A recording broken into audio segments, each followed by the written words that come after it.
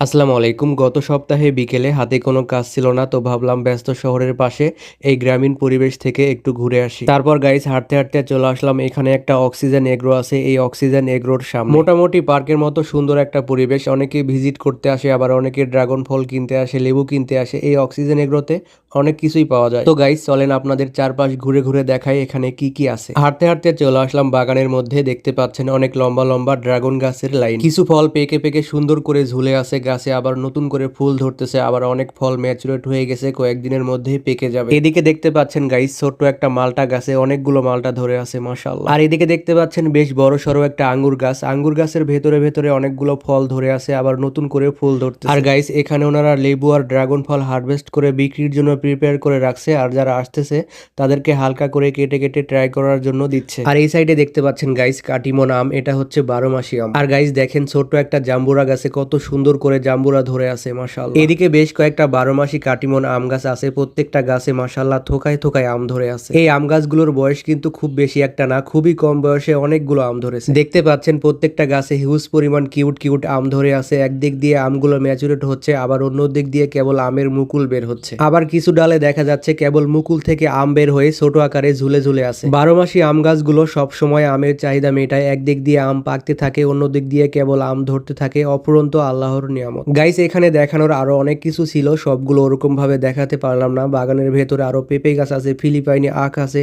ভেতরে ঢোকা নিষেধ, এজন্য সবকিছু ক্লিয়ার ভাবে দেখাতে পারলাম না।